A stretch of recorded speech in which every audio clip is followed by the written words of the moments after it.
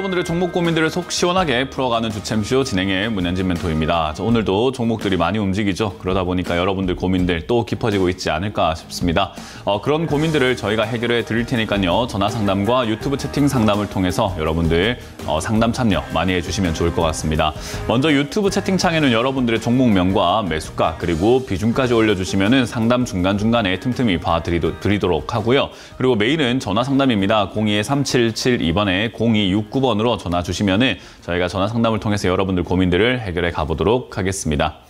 자, 그럼 여러분들 고민들을 해결하기 앞서서 시장에 대한 코멘트를 드려놓고 출발을 해보도록 할게요. 오늘 시장은 이제 코스피, 코스닥 양시장 모두 조금 올라오면서 진행이 되고 있습니다. 코스닥보다는 코스피가 조금 더 센 시장이다라고 생각이 드는데요. 지금 현재 기준으로는 1.3% 정도 이렇게 코스피가 올라오고 있는 모습으로 진행이 되고 있고요.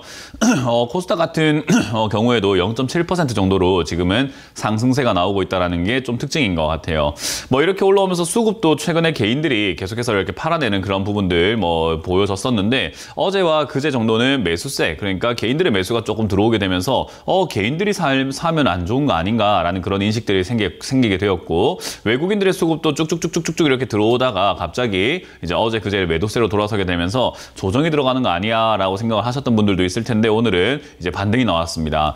요즘은 사실은 이제 수급을 본다라든지 또는 흐름을 본다든지 추세를 본다거나 차트를 본다거나 이런 흐름들이 사실은 별로 의미가 없어지고 있는 그런 시장이 되어버렸습니다. 어제 미국장만 하더라도 진짜 하루에 여러 번 요동을 쳤습니다. 어제 하루에도 내려갔다가 올라갔다가 또 올라갔는데도 내려가다가 다시 올라가는 형태까지 상당히 이렇게 주가가 출렁임을 보여줬는데, 그게 왜 그런 거 하니 파월 의장의 연설 때문이었죠. 그 연설하는 동안에 어떤 이야기들이 나오냐에 따라 가지고 주가가 올라가기도 하고 내려가기도 하는 그 말 한마디에 움직이고 있는 그런 시장이 되어버렸다는 거죠.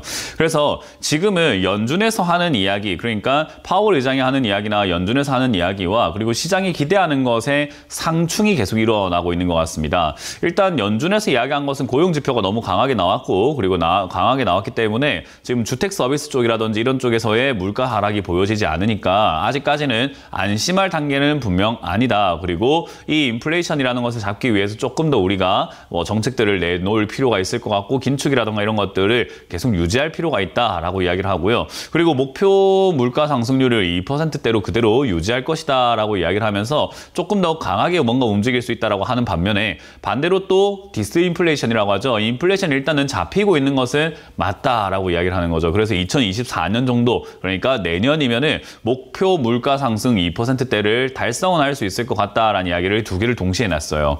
그러니까 지금 상황은 어찌됐던 물가가 아직까지 잡히고 있다라고 하기는 힘들고 뭔가 떨어지고 있는 것은 맞지만, 그리고 아직까지는 금리 인하할 정도로 이렇게 막 많이 떨어지고 있는 것은 아니다라는 그런 이야기를 해놓은 거죠.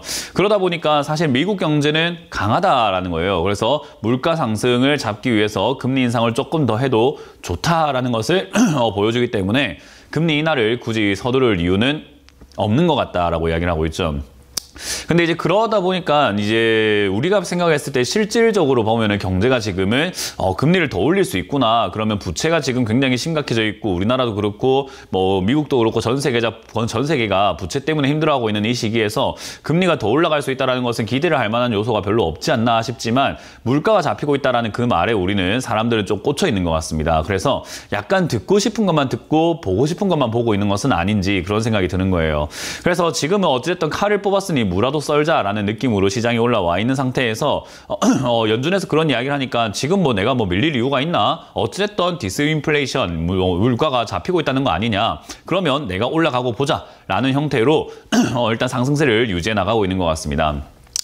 자, 그렇기 때문에 이 상승세가 유지가 되고 있는 것은 사실은 실제로 뭔가 잘 되어가고 있다는 느낌보다도요, 지표가 뭔가 진짜 잘 나오고 있다는 느낌보다도 약간 기대감으로 형성이 되어가고 있다는 건데, 이 기대가 이제 현실이 되려면은 CPI 지수가 발표가 될 때죠. 미국의 CPI 지수가 발표가 된다면 그때 이제 또 물가가 우리가 생각하는 것만큼, 그리고 시장이 기대하는 것만큼 정말로 많이 잡히게 된다면은 그때는 이 상승이 뭔가 조금 괜찮은 상황이 되지 않을까 생각이 듭니다.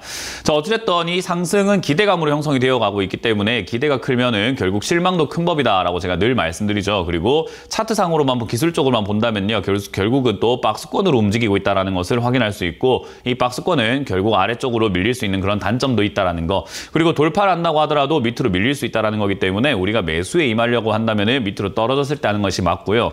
그리고 시장이 지금 오늘 이렇게 강하게 올라왔다고는 하지만 사실 오늘 급등 나오고 있는 종목들을 다 한번 유심히 좀 살펴보게 된다면은 사실상 품절주에 가까운 종목들이 급등이 많이 나오고 있고, 개별 종목이라든지 또는 우리가 흔히 말하는 작전주로서 한탕 해먹은 기업들이 바닥에서 다시 뛰어오르는 뭐 텔콘 RF 제약이라든가 비보존 제약 같은 뭐 그런 기업들이 다시 뛰어오르면서 또 기승을 부리고 있는 것 같아요. 그래서 여러분들이 요즘 시장에 조금 자칫 잘못하면은 품절주 같은 거나 뭐 테마주 일시적으로 급등 나오는 거에 잘못 잡혀가지고 고점에 잘못 사셔가지고 물리는 일들이 좀 발생될 수 있습니다. 그래서 제가 최근에 상담하면서 말씀드리고 있죠. 최근에 매수를 안 하시는 게 제일 좋은데 왜 자꾸 매수를 하시냐라는 거예요. 뭐 다른 전문가들이 자꾸 이렇게 뭐 매수를 해도 좋다라고 하는 건지도 잘 모르겠지만 저는 그렇게 생각을 해요. 여러분들이 지금 새로운 종목을 사게 되면은 새로운 종목으로서 수익을 내는 그런 가능성보다는 새로운 종목을 사가지고 물릴 가능성이 훨씬 더 높은 시장이라고 봅니다. 그래서 저는 지금 같은 시장에서는 테마주나 품절주가 아니고서는 급등이 잘 나오지 않기 때문에 여러분들이 일반적으로 들고 있거나 우리가 괜찮다고 생각했던, 또는 여러분들이 가치 분석이라던가 모멘텀을 분석을 해서 사놨던 그런 기업들이 올라오는 게 아니라 진짜로 테마주, 일시적으로 뭔가 재료가 있고 뉴스가 있는 그런 종목들이 급등이 나오고 있습니다. 그 말은 여러분들이 지금 수익을 내고 싶다면 사실 안정적인 주식을 사는 것보다는 조금 위험성이 있는 테마주에 접근을 해야 된다는 건데, 그럴 실력 있냐라는 거죠. 그래서 여러분들께서 단타를 조금 원래 좋아하시고 잘 하시는 분이라면 제가 늘 말씀드리죠. 해도 좋다. 그러나 그게 아니다. 나는 실력이 좀 없는 편인 것 같아요. 테마주라던가 품절주 이런 것들 주가가 급등 나오거나 변동이 생기는 거나 대응 잘 못하겠어요 라고 한다면은 사실 그런 거 안 하시는 게 제일 좋습니다. 왜냐하면 이런 장세가 지나가고 나면 지금까지 올라오지 않았던 종목들 중에서 모멘텀이 있던 기업들이 급등하고 올라가기 시작을 합니다. 그게 이제 우리가 말하는 상승장이라고 부르는 장세가 나오는 거죠. 그래서 상승장 나오기 전에 보통 이런 품절주, 테마주 이런 것들이 막 기승을 부리고 바닥에서 사람들의 이제 매수 심리를 자꾸 불러일으키는 경우들이 굉장히 많은데, 약간 우리 식사로 친다면 에피타이저라고 생각하시면 좋을 것 같아요. 그 에피타이저만 먹고 배부르면은 메인 메뉴 때 나중에 배가 불러가지고 못 먹는 일이 발생이 되겠죠.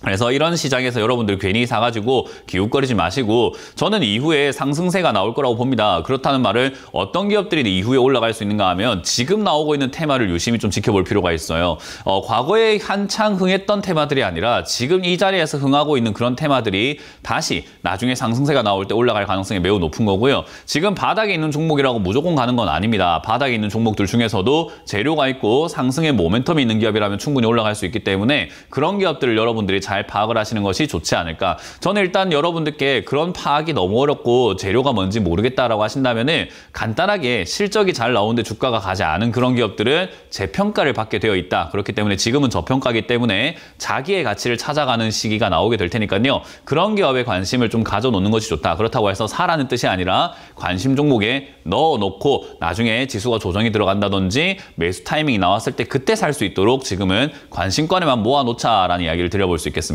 뭐 이왕이면 그런 관심 종목보다는 여러분들 들고 있는 종목을 추가하면서 하는 게 저는 가장 베스트지 않을까 싶기 때문에 여러분들 들고 있는 종목이 괜찮은 종목인지 아닌지를 판단하는 시간이 필요할 것 같아요. 그런 시간은 전화를 통해서 여러분들 상담을 해드리면서 판단 제가 해드려보도록 할 테니까요. 전화 많이 주시면 좋을 것 같고요.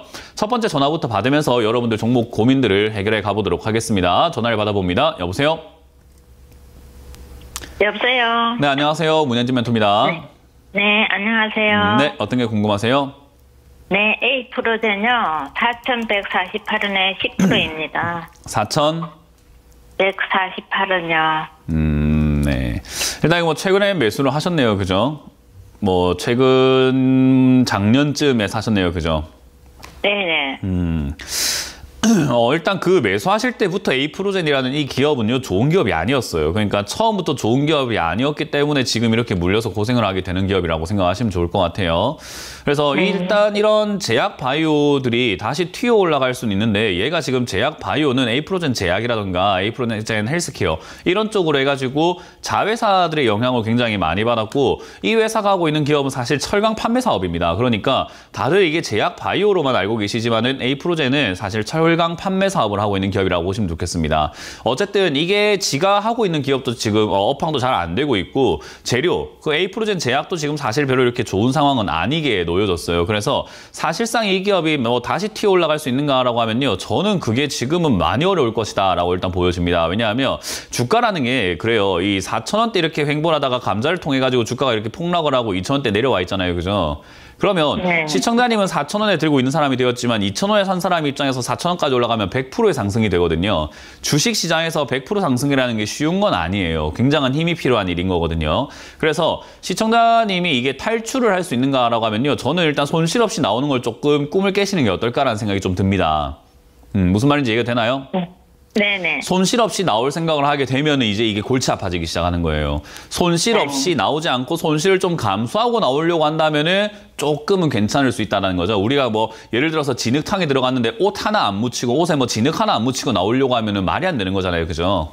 네네. 네, 그런 개념이라 생각하시면 좋습니다. 그래서 이거는 제 생각에는 뭔가 손실을 좀 각오하셔야 된다. 대신에 이제 추가 매수를 해야 되나라고 했을 때는요. 추가 매수 안 하는 게 좋을 것 같아요. 왜냐하면 이 기업을 감자를 했다라는 것 뿐인 거지 사실 회사가 안정적으로 가고 있다는 건 아니라 가지고 감사 보고서에서 리스크가 생긴다든지 또는 상장 폐지 관련 뭐 이야기가 나온다든지 뭔가 회사가 운영을 해 가면서 있어가지고 유상증자라든가 뭔가 안 좋은 악재들이 조금 더 많이 남아 있을 것 같단 말이에요. 그래서 주가가 여기서부터도 더 떨어질 가능성은 분명히 있을 것 같습니다. 그래서 저는 개인적으로 뭐 추가 매수 의견 드리기는 조금 힘들 것 같고 그냥 들고 가시다 보면은 얘가 이제 과거부터 해가지고 보면요. 급등 나왔을 때 엄청 날아가는 힘이 있잖아요. 그죠? 네. 그래서 얘가 지금 이제 우리 그 썩어도 준치라고 나름 얘가 튀어오르는 힘은 있을 거라는 거죠. 그 튀어오르는 힘이 제 생각에는 매수가까지는 절대 아닌 것 같고 최소 뭐 한 3,000원에서 뭐 2,000 몇백 원 정도 선까지는 이렇게 튀어오를 가능성은 있다고 봐요. 네. 그래서 그 정도 이렇게 튀어오르는 힘이 발생이 되었을 때 제가 말한 것처럼 손실을 각오하고 저기서 잘라내는 것이 저는 최선의 방법이라고 생각을 해요. 왜냐하면 네. 가져가면서 뭐 어떻게 대응하면 뭐 탈출할 수 있을까요? 추가하면서 해갖고 어떻게 하면 되지 않을까요? 라고 생각할 수는 있는데 너무 리스크가 많아서 가는 족족 갈수록 태산인 기업이 될 거예요. 그래서 이거는 저는 그런 늪에 빠지지 않기 위해서는 지금 당장 나오는 게 좋은 거지 늪에 들어가서 조금 더 깔아앉으면 나와 볼까? 이건 좀 아닌 것 같아요. 그래서 저는 이거는 조금 더 올라가면은 지금부터 조금 더 올라가면 2,500원부터 3,000원 사이라면 저는 그냥 손절을 각오하고 정리하시는 게 어떨까라는 의견 드릴 수 있을 것 같고 추가 매수는 안 하는 것을 추천드려 보도록 하고요. 만약에 안 올라오고 만약에 1,500원 밑으로 계속 횡보한다면 추가 매수 없이 올라올 때까지 그냥 이 종목은 없다 생각하고 가져가시는 게 맞아요. 네. 네, 고맙습니다. 네. 네. 다음 상담 이어가겠습니다. 여보세요? 안녕하세요, 멘토님. 네, 안녕하세요. 반갑습니다. 문현진 멘토입니다. 네네. 어떤 게 궁금하세요? 네. 종목이 한컴라이프 케어고요. 네. 그리고 매수가는 6,460원, 비중은 8% 정도 됩니다. 산지 얼마 안 됐죠, 그죠? 네네. 왜 샀어요? 그냥 크게 뭐 리스크도 없는 것 같고 테마적으로 나쁘지 않을 것 같아서 좀 약간 행보가 있는 것 같아서 한번 좀 사봤습니다. 뭐 일단 가져가시면 돼요. 네, 지금 뭐 매수하신 이유가 좀 불분명해서 그게 조금 아쉬운 것뿐인 거지 회사 자체는 나쁘지 않습니다. 그리고 주가가 이렇게 바닥을 잡고 있다는 점과 그리고 한글과 컴퓨터가 대주주인데 이 AI 관련주 쪽으로 이렇게 엮일 수가 있어요. 왜냐하면 요즘에 그런 거 있잖아요. 얘가 하고 있는 업은 AI랑 전혀 상관이 없어요. 지금 밑으로 위로 올라가서 이렇게 회사 뭐 내용을 본다고 하더라도 뭐 호흡기, 뭐 피복류, 헬멧 장화해서 안전 장비 만드는 회사인데 AI랑 무슨 상관인가 생각을 할 수 있는데 요즘 이제 그 자회사나 모회사나 계열사 이런 쪽들이 엮이게 되면 그 영향을 받아가지고 같이 급등 나와버리는 그런 일들도 발생이 되고 있거든요. 그래서 이제 그런 영향을 받아가지고 얘도 살짝 움직일 수 있는 그런 가능성이 있다라는 거고요. 요즘에 의료 데이터 이런 쪽들 막 의료기기 뭐 이런 쪽들 그리고 뭐 그 원격 의료 이런 관련주들 많이 움직이고 있잖아요. 그렇게 움직이다 보면은 얘도 그거랑 별로 상관없지만 또 엮여요. 네. 상관이 없는데 세상은 그래요. 상관없는데 뉴스에서 이제 한컵 라이프 케어를 원격 의료 관련주다고 하면 우리 개인 투자자들은 그런 줄 알아요. 그래서 매수세가 몰리고 테마주가 만들어지는데 얘는 그런 테마주가 만들어질 가능성, 테마의 가능성은 분명히 있기 때문에 사실 얘가 하고 있는 업종으로만 딱 따져본다면, 업황으로만 본다면 메리트는 별로 없는데 여기저기 엮여가지고 올라갈 가능성은 있다라는 거예요. 그러니까 약간 그냥 내가 이렇게 무심코 강에다가 물을 던졌는데 그 물결에 잉어 한 마리가 탁 맞아가지고 올라와가지고 둥둥 떠 있으면 아이고야 내가 돌멩이로 물고기를 잡을 수 있네 하는 그런 느낌 있잖아요. 운이 좋아갖고 잡는 거.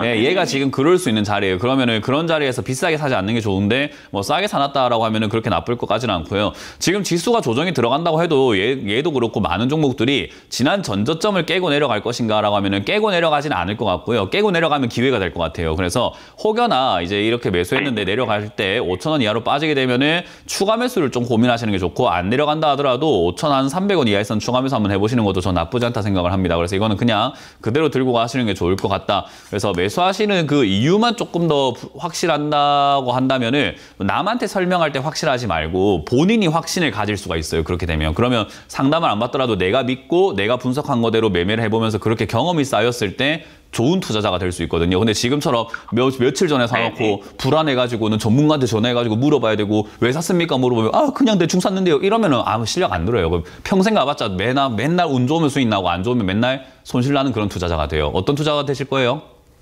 통화 투자가 돼야죠. 네, 그러면 지금 이제 여기서부터 오늘 공부 좀 많이 하셔가지고 확신을 가지고 한번 가져가 보시길 바랍니다. 네, 감사합니다. 네, 고맙습니다. 다음 상담 이어가도록 하겠습니다. 여보세요? 예, 여보세요? 네, 안녕하세요. 문현진 멘토입니다. 예, 안녕하세요. 네, 어떤 게 궁금하세요? 예, 코리아 스퀴트 15,000원에 20% 가지고 있다가 오늘 오전에 그 10%를 매도했거든요. 네. 이틀하고 10%만 남았는데, 네. 그 다음 매도가를 언제쯤 잡아야 될란지 싶어가지고. 모릅니다, 그거는. 그거 알 수 있는 사람 대한민국에 아무도 없어요. 그러면 지금 상담해가지고 그거 오늘 하루 종일 전화 아무 때나 걸어봤자 다 몰라요.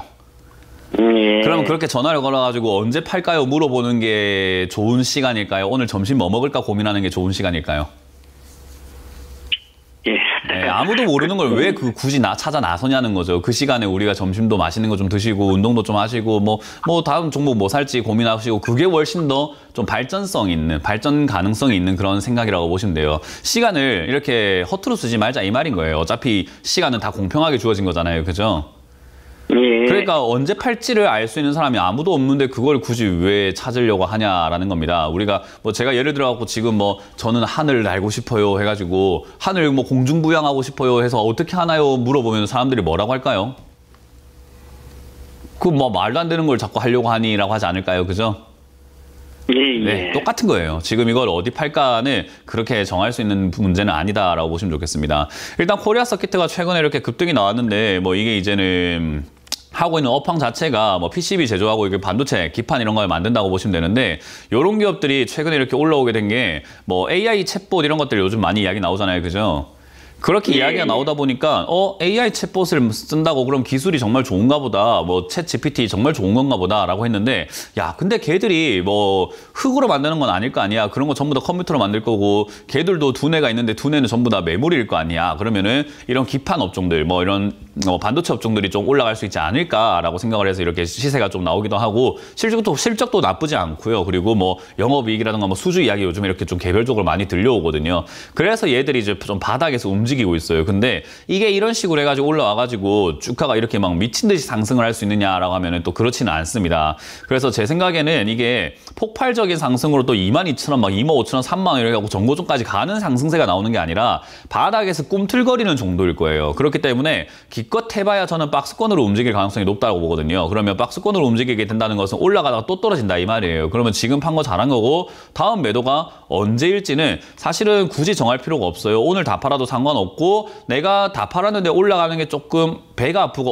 억울할 것 같으면 조금 들고 가보는 거예요. 근데 안 올라가면은 그때 언제 팔까 해서 익절가를 좀 정해놓고 대응하는 게 좋을 것 같습니다. 어쨌든 매수가가 15,000원으로 좀 어정쩡하다 보니까 언제 팔까를 좀 잡기가 애매하실 것 같은데요. 저는 일단 15,900원 정도를 익절가로 잡아놓고 15,900원이 약간 밀리게 된다면 단기적으로 또 빠져 내려가서 14,000원이든 13,000원까지 내려갈 수 있다는 거기 때문에 저는 굳이 들고 갈 이유가 없어서 15,900원이 익절할 수 있는 자리다 생각이 들고요. 혹여나 이게 튀어오른다면은 굳이 뭐 매도가를 정하지 마시고 17,000원이든 17,500원이든 18,000원이든 오늘 뭐 이렇게 절반 정도 매도하신 것처럼 그냥 과감하게 매도하셔도 저는 좋다고 생각을 해요. 무슨 말인지 이해가 되셨나요? 예, 알겠습니다. 그래서 이 매도하실 때 가장 중요한 건 내가 팔았는데 더 가면 어쩌지라는 그런 욕심에 사무치지 마세요. 그 욕심 때문에 사람들이 못 파는 거예요. 내가 팔고 더 가면 더 가는 거지 나랑 상관없다 생각하시는 게 맞아요. 예. 네, 그렇게 해서 잘 정리하시길 바랍니다. 고맙습니다. 다음 상담 또 이어가 보겠습니다. 여보세요? 여보세요? 네, 안녕하세요. 문현진 멘토입니다. 예, 안녕하세요. 네, 어떤 게 궁금하세요? 원티드랩 35,300원에 10%에 35,300원에 35,300원에 10%. 뭐 상장한 지 얼마 안 됐을 때 샀어요. 그죠? 한 10개월 정도 됐습니다. 그렇겠죠. 일단은 네네네. 지금 뭐 상장한 지 얼마 안 됐을 때 사가지고 지금까지 이렇게 물려있게 되었는데 사실 원티드랩이라고 하는 이 기업이 가지고 있는 특성은 요즘에 올라오고 있는 종목들 있죠. 그런 종목들에 좀 많이 어울려요. 왜냐하면 얘도 뭐 인공지능이라든지 이런 것들을 하고 있는데 얘가 이제 원티드 이렇게 하면 우리 옛날에 그 뭐 만화를 많이 보셨거나 뭐 서부 영화 같은 거 보시면 현상수배범 밑에 이렇게 원티드라고 적혀 있어요. 뭐 원피스라는 영화 뭐 그 만화에도 나오거든요. 이렇게 현상수배범 밑에 보면 원티드 해가지고 뭐 현상금이 딱 붙어 있고 위에 범인이 험상궂게 막 얼굴 이렇게 하는 게 있거든요. 그런 식으로 해서 사람을 이렇게 뭐 현상수배한다 이런 식으로 해가지고 원티드가 됐는데 어쨌든 그런 내용이 되다 보니까 얘가 사람을 구해준다. 그러니까 구직자랑 구인자를 이렇게 약간 이렇게 좀 맞춰준다 해가지고 인공지능으로 찾아줄게라는 서비스로 시작을 한 거예요. 그래서 이 기업이 상장되고 난 다음에 이제 흑자로 이렇게 좀 돌아서고 있어가지고 하고 있는 이 업종 자체가 나쁘지 않고 그리고 AI를 쓰고 있고 빅데이터를 쓰고 있다 보니까 지금 시기에도 딱히 안 맞는 종목은 아닌 거예요. 그래서 지금 시기에는 여기서부터 올라갈 수 있는 기업이 되었으나 시청자님 입장에서는 어때요? 너무 비싸게 사놓으니까는 괜히 일찍부터 사놔버리니까 어때요? 그냥 물려가지고 올라와도 간이 기별도 안 가는 그런 상태가 되어버린 거예요. 어찌됐든 그건 이제 사실은 정말 냉정하게 말하면 그건 시청자님의 사정인 거고 지금 사도 되는 기업인가 했을 때는 사도 좋은 기업이 되는 거죠. 왜냐하면 요즘에 AI 관련주 막 급등 나올 때는 안 가고 있거든요. 그렇다는 말은 얘는 갈 가능성이 높다라고 보여집니다. 그럼 시청자님은 이제 사도 좋다라고 했을 때 문현진이가 신규로 사도 좋다고 하는 종목이니까 내가 지금 추가 매수해야지 라고 해봐야 내 매수가 얼마 떨어지도 안 하고 얘가 상승 나왔을 때 시청자님 매수가까지 올라갈 가능성도 저는 좀 희박하다고 봐요. 그래서 저는 원티드랩이라고 하는 기업을 지금 서두르지 말고 12,000원까지 이렇게 내려갔을 때 이제 여기가 적자에서 흑자로 돌아섰고 상장한 지 오래되면서 이제 자리를 잡을 수 있는 그런 충분한 재료가 되었다. 그래서 제가 상장하고 난 다음에 최소 2년간은 제발 좀 사지 마라라는 이야기를 하는 게 2년간 빠지는 기업들이 너무나 많고 그 이후에 자리 잡고 올라가는 기업이 많으니까 굳이 왜 2년 동안 물려있냐 이 말을 하는 거거든요. 그래서 지금도 오늘도 그렇고 최근에 신규 상장주를 사고 있는 분들은 2년 동안 고생할 각오를 하고 사시면 되는 거예요. 그래서 지금 이 종목은 제 생각에 12,000원 이제 자리를 잡는 것 같고 이 자리를 잡았을 때 매수를 해놓으면은 올해는 아마 AI 이야기라든가 빅데이터 이야기 정말 많이 나올 것 같아요. 올 초부터 나왔지만은 계속해서 나올 것 같습니다. 왜냐하면 선두주자가 챗 GPT인 거지 그 이후로 계속 새로 개발한다, 나도 뛰어들 거다 하면서 제 생각에는 최소한 근 1년은 써먹을 테마가 될 것 같아요. 그래서 얘는 지금 올라오는 거에 너무 눈독 들이지 말고 올 한 해에도 계속 이야기 나올 수 있기 때문에 12,000원에 가깝게 떨어지고 여기서 자리 잡을 때 추가 매수해서 매수가만 낮춰놓는다면은 그 다음 상승 때는 좀 득을 볼 수 있다. 지금 신규 매수를 한다고 하더라도요. 신규 매수하고 난 다음에 주가가 안 떨어지는 법이 없기 때문에 떨어지면 어디서 추가 매수할지 분할 매수할지를 정해서 들어간다면 이 원티드랩은 그렇게 나쁜 기업은 아니게 되었습니다. 어찌됐든 지금 시청자님은 12,000원 자리 잡을 때 그때 추가 매수를 해야 되기 때문에 지금은 하지 마시고 가만히 있다가 12,000원 자리에서 조금 떨어지고 13,000원 이하로 좀 내려온다면 그때 추가 매수해도 될지 다시 한번 연구해보고 고민하기 힘드시다면 전화를 주시는 게 제일 좋은 거예요.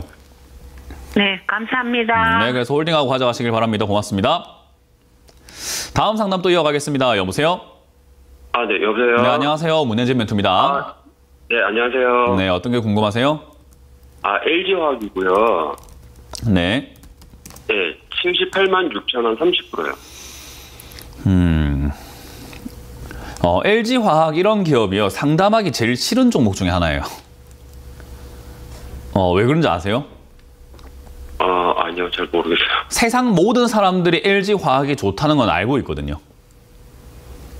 다 알고 있어요. 전문가들도 알고 있고 시청자님도 알고 있고 개인 투자자들도 알고 있어요.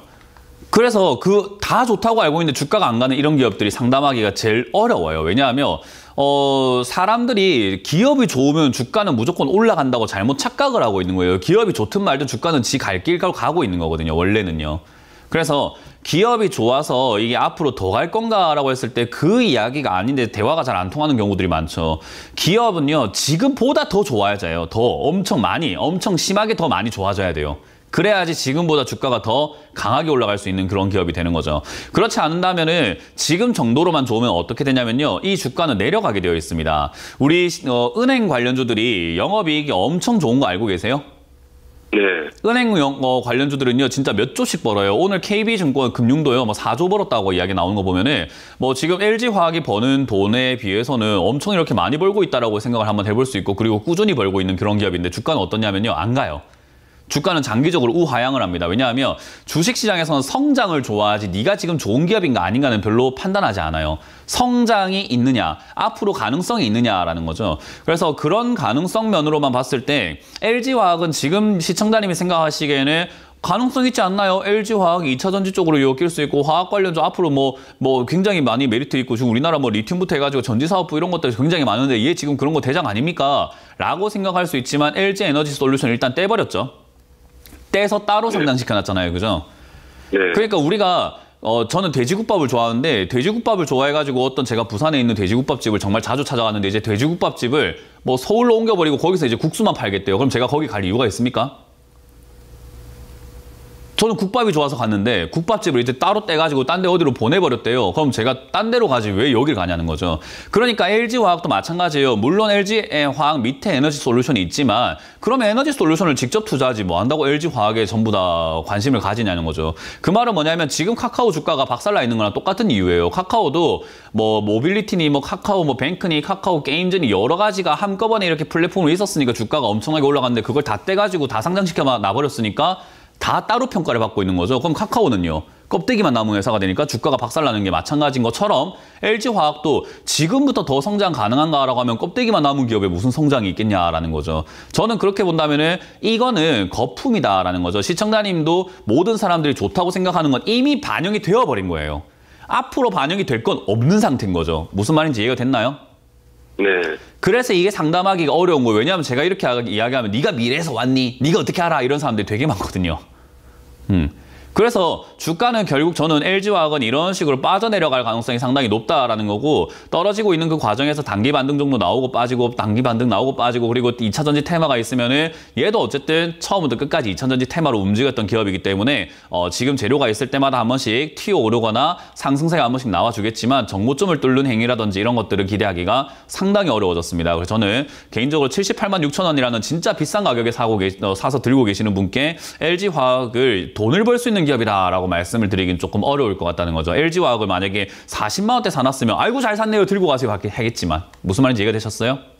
네, 그래서 이거 일부를 제가 조금 손절을 했는데 네, 일부가 아니고 전체 손절하는 게 제일 좋았다라는 이야기를 해드리고 싶은 거예요. 네네. 그래서 일부를 손절을 했는데 이거 손절하려면 얼마 정도 손절을 해야 될까요? 손절은 지금 당장 하면 돼요. 손절이라고 하는 것은 우리 연애랑 똑같은 거예요. 내가 이 사람하고는 정말 내가 안 맞는 것 같고 내가 만나봤자 이 사람하고는 정말 서로에게 안 좋은 것 같아. 그렇게 해서 가깝고 헤어져야 되겠다 생각을 하고 있는데 주변 친구한테 물어봅니다. 야, 내가 언제 헤어지자고 하는 게 맞을 것 같니? 그런 이야기 하는 거예요. 당장 마음에 올라왔을 때 헤어지자 하는 게 맞는 거 아닙니까? 근데 30%인데 금액이 좀 많이 들어가요. 네, 그거는 시청자님 사정이 되는 거죠. 왜 30%나 샀습니까? 그러니까 손절은요. 금액이 많고 안 많고가 중요한 게 아니에요. 내가 이 종목이 아니다 생각하고 떠나려고 생각을 했다면 그 금액이 크든 작든 떠나야 되는 거예요. 근데 이제 거기에 미련을 남게 되면은 내가 저 여자친구한테 준 선물들인데 지금 헤어지자고 하면 저거 돌려받을 수 있을까? 내가 투자한 금액이 있는데 이러면 그냥 만나야 되는 거죠. 그러니까 끌려가느냐, 끝맺음을 맺느냐는요, 시청자님이 정할 수 있는 문제가 되는 거예요. 그래서 이거 이제 시청자님은 그렇게 생각할 거예요. 전문가니까 어디까지 올라갈지 알지 않겠느냐. 최대한 고점에 가깝게 팔 수 있게 해달라는 건데, 그거 불가능하다 이야기를 하고 있는 거예요. 무슨 말인지 이해가 되셨어요? 그래서 LG화학이라고 하는 이 기업이 지금 2차전지 테마로 급등이나 이상급등이 나와준다면은 차트상으로는 80만 원까지 올라갈 수 있겠지만 만약에 지수가 빠지고 2차전지 테마가 오늘로서 끝나게 돼서 막차라면 또 여기서부터 60만 원대까지 밀릴 수 있는데 그러면 어때요? 밀리고 나면 어제 팔거리 되는 거고 안 팔았는데 올라가게 되면은 잘 팔았다. 또는 오늘 손절했는데 올라가면은 아우 내가 내일 팔걸. 괜히 팔았다 이런 생각하면서 지금 여러 가지 생각이 많아질 수밖에 없는 거예요. 그러니까 시청자님이 결단이 서지 않는다면 저는 지금 손절 의견 드릴 수가 없어요. 왜? 손절해라 했다가 저만 욕먹게 돼요. 왜? 본인이 준비가 아무것도 안 되어 있는 것 같아요. 제가 보기에는. 그래서 지금 LG화학을 저는 개인적으로 들고 가시든 안 들고 가시든 상관없다 생각이 드는데요. 들고 가신다라고 했을 때는 손절가를 정해놓고 또는 내가 물려도 어쩔 수 없다라는 걸 스스로가 인정을 하시고 들고 가야 됩니다. 어쨌든 본인 선택이기 때문에요. 64만 원 이하로 빠지면 저는 비중을 줄이시거나 손절하라는 의견을 드릴 거고요. 반등이 나온다면은 80만 원대 가깝게 75만 원부터 매도하라는 의견을 드리겠지만 어떤 선택을 하시든 지금 시청자님은 무조건 남 탓하게 되어 있습니다. 왜? 본인이 아무것도 결정을 안 했기 때문에 그래요. 본인의 돈이고 본인의 미래고 본인의 인생이기 때문에 사실은 스스로가 결정 준비를 하셔야 돼요. 그래서 조언은 해드릴 수 있으나 이 선택은 누가 하셔야 되냐면 스스로가 해야 됩니다. 저라면 LG화학 저는 개인적으로 지금 답할 것 같습니다. 이해가 되셨나요? 네. 그렇게 잘 정리하시길 바라고 스스로가 강해지시길 바라겠습니다. 고맙습니다. 다음 상담을 또 이어가기 전에 강연의 일정을 조금 보고 진행을 해보도록 하겠습니다.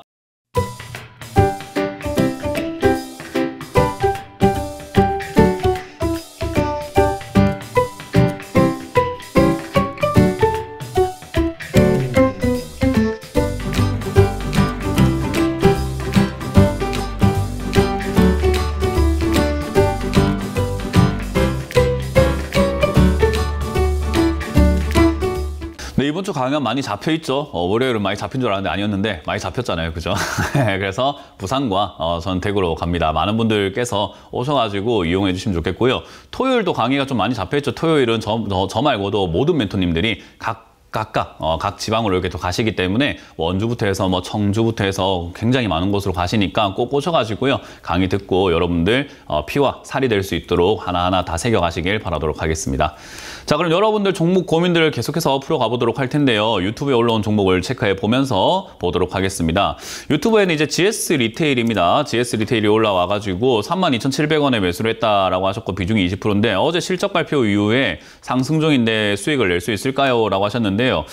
GS 리테일이라고 하는 이 기업은요. 제가 과거부터 좋다고 말씀을 드렸던 게 저평가라고 하는 게 딴 데 있는 게 아니에요. 돈은 잘 버는데 주가가 떨어져 있으면 저평가지 그게 다른 게 뭐가 있겠습니까? 이거를 우리가 괜히 이제 여러분들 책을 보시거나 또는 많은 회계학자들이라든지 많은 경영학자라든지 경제학과에 나오시는 분들이 주식은 이제 실전과 이론이 좀 많이 다른데 자꾸 이제 PBR이라든가 PER이라든가 BPS라든가 EPS라든가 여러 가지 이런 지표들 가지고 저평가는 무조건 이거 이하여야 한다라고 이렇게 선을 그어가지고 자기가 마치 공식의 신인 것처럼 이렇게 정해놔버려서 문제가 생겼다라고 저는 생각을 합니다.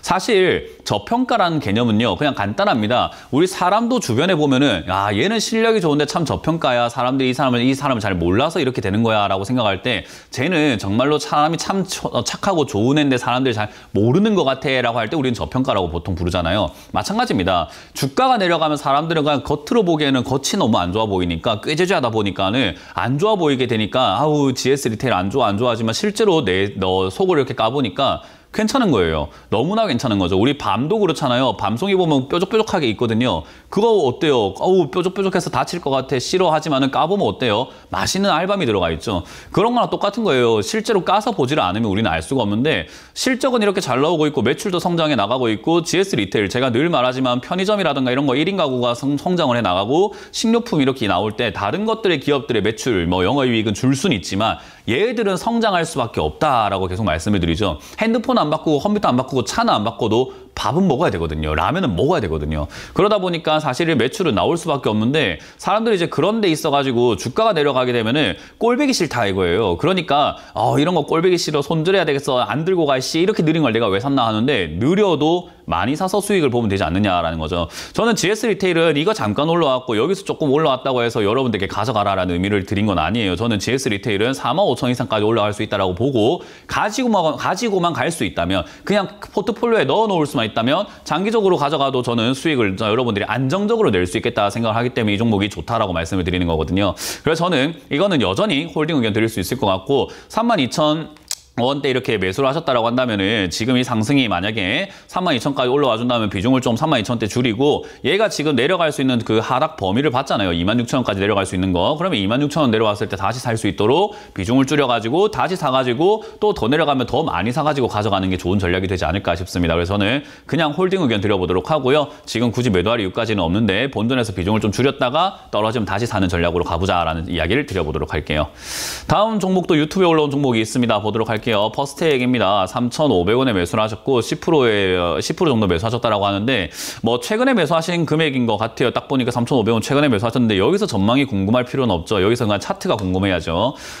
여러분들이 착각을 하고 계시는 건요. 주가가 이미 이렇게 급등이 나오고 테마줄이 형성이 되어 있고 주가 막 급등락이 반복이 되고 있는 이런 기업들에서는요. 전망 궁금하다라는 위선은 가지지 않으셔야 돼요. 다 위선이고 모순이에요. 이거는. 왜냐하면 차트 보고 그냥 수익 날 수 있지 않을까라고 생각해서 그 기회가 생기지 않을까 생각해가지고 단타 치려고 들어왔는데 전망이 궁금한 거는 샀는데 내 생각대로 안 가니까는 가져가도 되지 않을까. 손절하긴 싫은데 아우 손실금 큰데 어떡하지. 그러다 보니까 자기 합리화하기 시작하는 그런 단계에서 전망을 제일 많이 궁금해합니다. 그냥 차트만 보세요. 차트를 보고 들어가야 되는 자리는 차트만 매매하시면 됩니다. 그래서 이 자리는 밑으로 내려가면 3,380원 자리가 단기 저점이자 단기 고점이었습니다. 차트가 딱 이야기를 해주고 있잖아요. 제가 이거를 결정한 게 아니라 이 차트가 말을 해주고 있습니다. 제가 이렇게 빨간 선을 그어놨는데요. 이건 다른 분들도 좀 보셨으면 좋겠어요. 저는 공부를 좀 시키는 것도 좋아하기 때문에 여기 고점 만들어졌고 여기 고점 만들어졌고 맞고 올라가는 자리가 버젓이 있잖아요. 그 말은 이 자리는 내가 중요하다고 생각 안 해도 이 종목을 매매하는 사람들은 중요하게 생각을 하나 보다라고 생각을 해야 돼요. 그러니까 이런 자리가 의미가 있게 되는 거죠. 뭐 문현진이가 정한 게 아니라 지금 이 종목을 매매하는 사람들이 정하고 있는 자리가 3,380원, 3,400원 언저리가 됩니다. 그럼 이 자리가 무너지면은 야 원래 여기가 바닥이었어야 되는데 바닥이 아닌가 보다 생각할 수 있기 때문에 손절 자리가 되는 거예요. 그래서 이렇게 차트로 대응하시면 되고요. 위로 올라오게 되면은 이런 자리들을 목표가 정하는 거 아닙니다. 수익 나면은 3%든 5%든 7%든 10%든 11%든 15%든 내가 설정한 수익률이 도달되었을 때 분할 매도를 해가지고 깔끔하게 단타로 마무리 지어야 돼요. 그래서 이거는 전망 궁금해하지 마시고 시세는 나올 수 있는 자리입니다. 그래서 시세가 나오게 되면은 바로 한 10% 이내권에서 저는 7%부터 수익을 챙겨도 좋다 생각이 되니까요. 분할 매도하시길 바라겠고 3,400원 자리를 손절 라인으로 잡고 대응하자는 전략을 드려보도록 하겠습니다. 자, 다음 상담은 전화로 받아보도록 하겠습니다. 전화 받습니다. 여보세요? 여보세요? 네, 안녕하세요. 문현진 멘토입니다. 예, 수고하십니다. 네, 어떤 게 궁금하세요? 그게 레이브예. 레이븐요? 네이버요. 네이버요? 예. 네, 매수가랑 비중이요? 26만 원이에. 26만 원이요? 예. 비중은요? 비중은 10%입니다. 네. 네이버 상담은 이제 다른 시청자분들께서 제 상담을 보셨는지 모르겠는데 제가 이 10월 달에 주가가 이렇게 막 폭락을 했었을 때 저렇게 떨어졌을 때 제가 네이버는 사야 되는 자리다라고 상담을 여러 번 했었어요. 저 때 뭐 포시마크 인수를 한 해 만에 하면서 뭐 포시마크라는 회사가 어떤 회사인지도 모르는데 되게 이렇게 비싸게 샀다라고 하는 그런 인식들이 많았는데 제가 뭘 안다고 그걸 그렇게 판단을 하고 있냐라고 하면서 제가 이건 말도 안 되는 거다. 오히려 매수 기회가 생긴 거다. 주가가 쓸데없이 빠졌다라고 해서 이때 사야 한다라는 이야기를 정말 많이 드렸던 상담 종목 중에 하나예요. 그때 만약에 시청자님이 사셨다면 지금 오히려 추가 매수까지 진행을 하셨다면 오히려 수익 중이지 않았을까 생각이 드는 좀 아쉬움이 드는 거죠. 근데 어찌됐든 저 자리는 네이버는요 저점이 될 가능성이 매우 높았던 자리인 거고 지금도 마찬가지로 저 자리는 이제 앞으로도 저점이 될 가능성이 전 높다고 봐요. 네이버는 이 15만 원대에서 자리를 잡을 가능성이 전 높다고 보거든요. 근데 문제는 어떤 기업이든 간에 여기서 이렇게 V자로 올라오는 일들은 굉장히 드물어요. 뭐 물론 있을 수도 있겠습니다만은 10번 중에 7, 8번 정도만 그렇게 일어난다. 그러니까 7, 8번 이외에는 한두 번 정도만 이렇게 급등 나오거든요. 그 외에는 특히나 대기업들은 여기서 어떤 걸 만드냐면은 자리를 잡으면서 파동을 만들고 횡보 자리를 만들어서 힘을 모아서 다시 올라가는 경우들이 좀 많아요. 그렇기 때문에 지금 이 상승세가 아직까지 한 번도 안 쉬고 올라오고 있기 때문에 아직은 홀딩해서 가져가도 되지만 결국 올라오다 보면 어느 순간 되면 얘는 떨어질 자리를 만들게 되고 다시 내려가서 15만 원을 두드리게 된다는 거예요. 무슨 말인지 이해가 되세요? 네. 예, 그래서 이렇게 이야기했을 때 아니 네이버가 앞으로 뭐 AI 빅데이터 하면은 정말 좋은 거 아니겠습니까? 이런 전망이 있지 않습니까? 이런 업종이 있지 않습니까? 그러니까 더 가지 않을까요? 라고 하는데 그런 건 신경 안 써도 돼요. 그냥 단순 원리로만 생각을 하시면 돼요. 지금 내려와 있다가 올라갔다가 또 내려갔다가 올라가는 이 단순 기초적인 원리만 기억하시면 돼요. 그 다른 뉴스라던가 다른 전망이라던가 다른 업황 이야기하는 거에 현혹되지 마세요. 그래서 지금 이 종목은요. 지금 최근에 이제 제가 방금 언급해드렸지만은 뭐 챗 GPT라던가 이런 식으로 빅데이터가 많이 만들어지게 되면은 우리나라에서 네이버가 그런 데이터를 가장 많이 갖고 있다 이 말이에요. 그래서 그런 데이터를 많이 갖고 있는 네이버가 AI 쪽으로 이렇게 나와서 챗봇을 만들게 된다면은 굉장하지 않을까라는 기대감들이 형성이 되어 가고 있는데 저는 이거 그렇게 오래 가진 않을 거라고 생각을 해요. 그래서 지금 이거는 지금 시청자님 매수가까지는 조금 힘들 수 있을 것 같긴 합니다. 차트상으로는요. 그래서 25만 원쯤 가면 버거워하기 시작할 것 같기 때문에 25만 원쯤 되면 저는 가능하다면은 전량 매도까지 진행을 하셔가지고 떨어졌을 때 17만 원이나 16만 원대 가져가시는 게 어떨까 싶어요. 그때 다시 사가지고요. 그러니까 26만 원에 사가지고 수익 나길 기다리는 것보다 16만 원에 사가지고 수익 나길 기다리는 게 여러모로 수익 나기가 좀 더 편하겠죠, 그죠? 예, 맞습니다. 그러니까 좀 팔고 현금 들고 기다릴 줄 알아야 된다 이 말이에요. 그래서 사람들이 현금을 들고 기다리는 걸 뭔가 뭐 죄 짓는 것처럼 생각을 하시는 경우가 많은데 현금 들고 기다리면 오히려 수익을 내기가 더 수월하다라고 생각하시면 좋습니다. 그래서 이거는 26만 원쯤 올라오면은 25만 원대부터 저는 크게 상승하기 힘들다고 보니까 매도하셨다가 더 올라가는 거에 욕심내지 마시고 다음에 내가 16만 원에 사가지고 네이버를 좀 장기 투자해봐야 되겠다 생각하고 현금 들고 또 기다려보세요. 떨어질 때까지. 네. 아시겠죠? 네, 감사합니다. 그렇게 대응하시길 바랍니다. 고맙습니다. 다음 상담 이어가겠습니다. 여보세요? 예, 안녕하세요. 네, 안녕하세요. 문현지 멘토입니다. 예, 반갑습니다. 네, 어떤 게 궁금하세요? 크래프톤이요. 크래프톤이고요. 매수가랑 비중이요? 18만 2천 원 30%입니다. 18만 6천 원에 30%요? 18만 2천 원이요. 18만 2천 원이요? 네네. 최근에 매수하셨어요? 한 일주일 전에 매수했습니다. 일주일 전에 매수해서 오늘 올라오면 조금 팔면 좋을 텐데 그냥 또 장기 투자 계획도 생기고 멀리 가져가고 싶고 그런 욕심이 나는 거죠, 그죠? 아, 글쎄 지금 오늘 이번 매도를 해야 되는 건지 좀 더 지켜봐야 되는 건지 싶어서 전화를 드렸습니다. 이제 그거는 저한테 물어볼 게 아니라 스스로에게 물어보셔야 돼요. 이 크래프톤이라는 종목을 들어갈 때 어떤 생각으로 들어가셨는가가 중요해요. 우리 주식을 하는 사람들은요. 자기가 살 때 왜 샀는지, 어떻게 가져갈 건지, 내가 어떤 식으로 봐야 될 건지에 대한 계획이 아무것도 없이 그냥 떠돌아다니고 계시는 것 같아요. 시청자님 오늘 혹시 만약에 외출 계획이 있으신가요? 네, 예, 있습니다. 뭐 외출 계획이 있으신데 뭐 그 계획이 있을 때 뭐 만약에 집 앞에 슈퍼를 간다는 외출 계획이면 시청자님께서 만약에 집을 뭐 3박 5일 정도 이렇게 뭐 입을 속옷부터 해서 뭐 옷 같은 거 챙겨가지고 트렁크에 딱 다 챙겨가지고 동네 앞에 슈퍼 갔다 오진 않잖아요, 그죠? 예, 제가 이 종목을 매수를 하게 된 목적은요. 네. 실적도 회사가 그런 자, 대로 제가 좀 말 끊어 죄송한데요. 계속 이야기를 해드릴게요.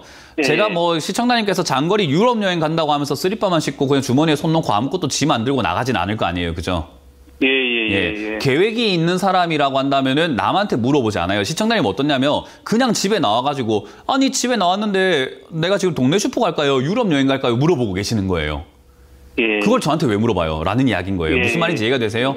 그러니까 시청자님이 어떤 계획을 가지고 뭐 실적도 괜찮고 뭐 어떻고 그런 계획을 가지고 사셨는지는 제가 잘 모르겠어요. 시청자님이 결정하신 계획이니까요. 근데 장기로 보실 거라면은 지금 비중이 좀 많으신 편인 거고 장기로 보실 거면 오늘 상승에 뭐 눈독 들일 게 아니라 사실 25만 원이나 30만 원 또는 지난번에 이렇게 상장했을 때 횡보했던 자리 정도의 언저리까지 올라가나 35만 원까지 보고 그냥 들고 가는 게 맞아요. 시간이 얼마가 걸리든 오늘 하루 올라갔고 내려가고 이런 거 일일이 하시면 안 돼요. 그래서 장기로 가져갈 거면 뭐 30만 원에서 35만 원까지 올라간다고 생각하고 또는 그 정도의 분석을 해놓고 기업이 어떻구나, 영업 실적이 어떻고 좋구나, 게임주가 앞으로 성장할 수 있겠구나라고 보고 가져가는데 대신에 여기서 더 내려갔을 때 추가 매수할 자리도 필요해요. 왜냐하면 올라간다고만 생각하고 갈 수는 없어요. 주식이라는 것은.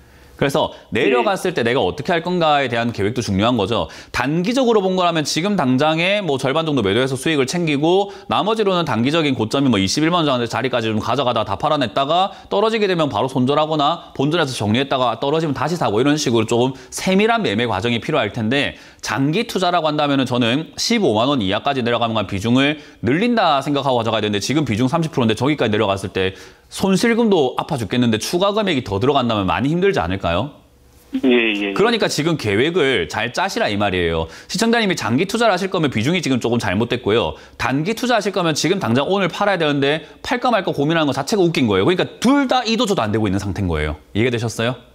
예, 예. 그러니까 장기로 가져가실 거면 제가 방금 전략을 드렸죠. 장기로 가져가는 전략을 추가 매수를 하기 위해서 비중을 먼저 줄이시라는 전략을 드릴 거고요. 단기로 보실 거면 21만 원까지 잡고 지금부터 오늘부터 절반 정도 매도하신 다음에 분할 매도해서 수익을 챙기시고 떨어지면 다시 사는 형태로 트레이딩을 하셔야 됩니다. 그러니까 동네 슈퍼 갈 건지 유럽 여행 갈 건지 지금 빨리 정하세요. 오늘 전화 끊자 말자. 아시겠죠? 예, 예, 예. 네, 그건 시청자님이 정하셔야 됩니다. 고맙습니다. 네, 감사합니다. 네. 다음 상담 이어가겠습니다. 여보세요? 여보세요? 네, 안녕하세요. 문현진 멘토입니다. 네, 감사합니다. 네, 어떤 게 궁금하세요? 예, 효성화학이고요. 네. 12만 5천 원에 10% 있습니다. 12만 5천 원에 10%예요. 네네. 뭐 효성화학이 많이 떨어지긴 진짜로 많이 떨어지긴 했어요. 근데 많이 떨어진 이유가 뭔지는 알고 계세요? 잘 모르시죠? 예. 네, TV 보세요. 네. TV 보면은 지금 재무제표 띄워놨거든요. 네. 아, 예. 아, 바로 그냥 알게 됐죠. 이거 한 번 예, 봤으면 예. 샀을까 안 샀을까? 네, 이것도 한 번도 안 보고 그러게요. 사니까 TV 와가지고 이제 보여주니까 아 하는 건데 보세요. 아 할 만큼 보자마자 빵 아는 내용을 왜 빵 알면 되는 걸 왜 안 봤습니까? 그러게. 그러네도 이 간단한 걸 왜 안 봤습니까? 네? 과감하게 매도를 해야 되나. 그러니까요. 이런 거를 지금 우리가 보고 샀으면 사더라도 조금 기다려보고 적자지만 앞으로 흑자로 돌아설 수 있을까? 회사가 지금 많이 힘들어졌지만 그래도 앞으로 성장 가능성이 있을까라고 생각하고 샀을 텐데 사람들은 그냥 싸니까 산다라고 생각하는 거죠. 많은 사람들이 제가 이제 저가에서 이제 투자하는 것을 좋아하다 보니까 문현진 멘토는 싸면은 그냥 다 좋아한다 생각하시는 분도 있는데 아니에요. 저는 싸다고 해서 사지는 않아요. 뭐 예를 들어 가지고 우리가 슈퍼마켓 갔는데 저기 동네에 뭐 이렇게 큰 대형마트 갔는데 오늘 할인 행사 한다고 합니다. 95% 할인해 주겠습니다라고 했는데 돼지 발톱을 갖다가 할인해 준대요. 돼지 발톱을 깎아 가지고 저한테 할인해 준다고 95% 할인입니다 하면 제가 그거 사야 됩니까? 돼지 발톱을 내가 어디다 써먹을 건데요. 그러니까 쓸데없는 거 할인하면 안 사요, 저도. 그러니까 쓸데없는 게 싸지면 안 산다 이 말이에요. 그러면 효성화학이라는 기업은 지금 당연히 떨어져야 되는 게 맞고, 그리고 에콰수손이 옛날에 이제 반도체 소부장 이야기 나올 때 국산화 이야기할 때 그때부터 이렇게 움직였는데 어쨌든 효성화학이라고 하는 이 기업 자체가 화학 관련주들이 앞으로 올라갈 수 있는가라고 하면 저는 조금 안 좋게 보고 있는 관점이잖아요. 그래서 지금 이제 유가가 다시 상승할 수도 있고 에너지 좀 이야기 나올 수 있고 해가지고 화학 제품 그리고 중국의 지금 경제가 다시 돌아가고 있기 때문에 화학 제품 요즘에 또 히토류 가격 막 올라가고 있거든요. 그래서 그런 쪽으로 엮이면서 단기 상승은 있을 수 있겠으나 장기적으로 봤을 때 저는 그렇게까지 매력이 있다고 생각하지는 않아요. 그래서 저는 이 종목을 사실 때 이런 분석이 되었다면은 잘했다 생각을 하겠지만 지금 그런 분석 없이 싸니까 샀다라고 하면 혹시나 염려가 되는 게 싸니까 잘못 사면 상폐돼요. 무슨 말인지 이해가 되죠? 그래서 지금 이런 기본적인 이런 분석도 안 하시고 안 보고 샀다는 게 저는 좀 놀랍고 좀 안타까운 거고요. 지금 일단 저만의 분석을 해드리고 제가 생각하기에 효성화학은 단기적으로는 상승 가치가 있습니다. 그래서 단기적으로 지금 한 15만 원대에서 그 이상까지 한번 올라갈 수는 있다고 보기 때문에 사셔도 상관은 없어요. 그러나 주가가 이렇게까지 많이 빠졌다고 해서 사고 장기적으로 보고 내가 뭐 싸니까 사야지 이런 관점으로 투자하시면 효성화학은 지금 단기적으로 만약에 올라온다면 운이 좋아서 올라온 거죠. 아무것도 몰랐는데 샀으니까요. 그죠? 그렇죠. 그래서 이런 식으로 투자하시게 되면은 다음번에는 싼 거 샀는데 왜 더 안 가고 왜 맨날 빠져요라는 이야기가 나올 수밖에 없어요. 그래서 싸더라도 옥석을 가릴 줄 알아야 됩니다. 아시겠죠? 네, 알겠습니다. 그래서 효성화학 같은 경우는 제 생각에는 이거 장기적으로 가져가시는 건 별로 원치는 않고요. 단기적으로는 지금 이 매수가 그렇게 나쁘진 않습니다. 그래서 들고 가시다가 튀어오르면 15만 원 정도까지 올라올 때 그때 이렇게 좀 올라왔을 때 매도를 하시는 게 어떨까? 단기적으로 올라올 때 매도하시는 게 어떨까? 단기적으로 올라올 것 같은 느낌이 있습니다. 그래서 저 정도 올라올 때 매도하시길 바라고 만약에 이 종목이 이제 8만 원대부터 10만 원대까지 이렇게 자리를 잡으면서 적자가 나더라도 여기서 자리를 오랫동안 잡으면은 한 향후 올 연말이나 내년쯤 됐을 때는 이제 장기로 매수해봐도 되지 않을까 싶어요. 그게 아니라면 주가가 더 내려가서 자리를 잡을 때 그때서야 옥석인지 아닌지를 좀 두들겨 보고 매수해야 되지 않을까 싶습니다. 그래서 지금은 단기적인 흐름으로 잘 정리하시는 걸 추천드려보도록 할게요. 감사합니다. 네, 고맙습니다. 많은 분들께서 주가가 싸다라고 하면 막 사시는 경우들이 좀 많은 것 같은데 방금 말씀드린 것처럼 싸다고 사는 게 아니고 그리고 싸다고 무조건 좋은 게 아니라 올라갈 수 있는 그런 모멘텀들이 반드시 있어야 합니다. 그런 거는 우리가 뭐 어디서 볼 수 있는 게 아니라 상상력부터 동원이 되는 거예요. 제가 GS 리테일도 그랬잖아요. 1인 가구가 많고 뭐 이렇게 사람들이 많이 살 거고 쇼핑을 하고 먹는 거에서 돈을 쓸 수밖에 없기 때문에 실적은 꾸준히 선방할 것이다. 그래서 다른 기업들 실적이 안 좋아질 때 얘가 실적이 좋아져 있기 때문에 좋은 것도 아니지만 그냥 유지가 됐기 때문에 조합 보이기 시작할 거다라는 거예요. 그래서 그런 관점으로 여러분들이 대응을 하신다면은 상상력을 통해서 싸지만 옥석을 가릴 수 있을 것 같습니다. 그런 강의를 제가 부산과 대구에서 또 많이 해드릴 거니까요. 오셔서 많이 배워가시길 바라도록 하겠습니다. 자, 이렇게 오늘 마쳐보도록 하겠습니다. 다들 오늘도 저는 관망했으면 좋겠습니다. 굳이 사서 긁어부스럼 만들지 마시고 오늘도 최대한 관망하시는 자세로 지켜보시길 바랍니다. 지금까지 주챔쇼의 문현진 멘토였습니다. 고맙습니다.